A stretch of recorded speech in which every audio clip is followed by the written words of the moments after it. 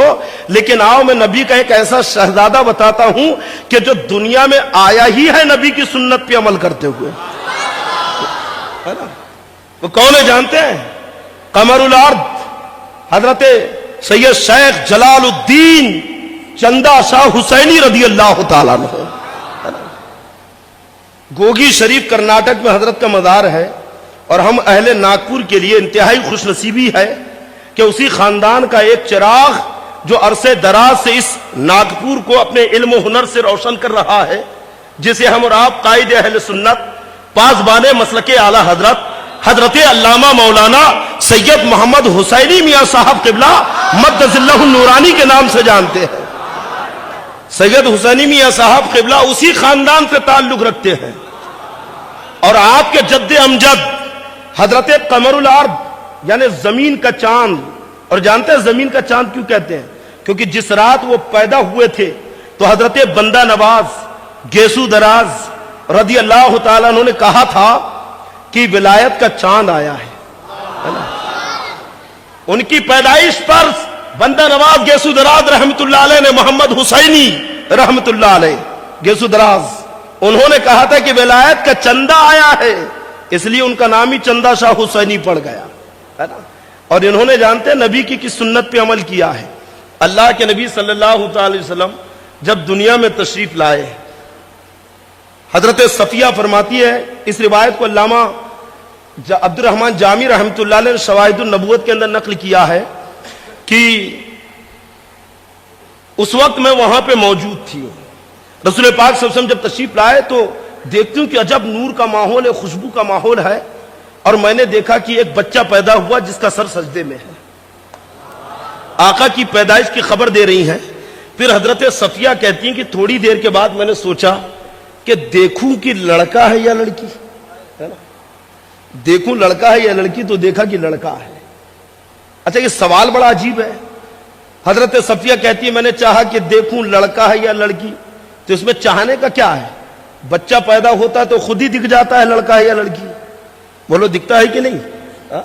پھر حضرت صفیہ کیوں کہہ رہی کہ میں نے چاہا کہ دیکھوں لڑکا ہے یا لڑکی، ہے نا؟ تو حضرت صفیہ کہتی ہیں میں نے اس لیے چاہا کیونکہ سرکار کپڑے میں لپٹے ہوئے پیدا ہوئے تھے، عام بچوں کی طرح مصطفیٰ جان رحمت برہنہ پیدا نہیں ہوئے تھے، بالکل اسی سنت پہ عمل کرتے ہوئے حضرت سید جلال الدین چندہ شاہ حسینی رحمت اللہ علیہ اپنی ولادت کے تھوڑی دیر پہلے اپنی ماں سے کہتے ہیں، پیٹ سے آواز آتی ہے کہ جلال الدین کی پیدائش کا وقت قریب ہے، کپڑا نگل لو۔ آپ کی والدہ نے مسکے میں مکھن میں کپڑا رکھ کر نگل لیا، اور تھوڑی دیر کے بعد حضرت جلال الدین چندہ حسینی رحمت اللہ علیہ لنگوٹ باندھ کر پیدا ہوئے۔ ارے یہ ہے خاندان مصطفیٰ کہ دنیا میں آ رہا ہے تو سنت مصطفیٰ کا پیغام لے کر آ رہا ہے، نبی کی سنت پہ عمل کرتے ہوئے آ رہا ہے۔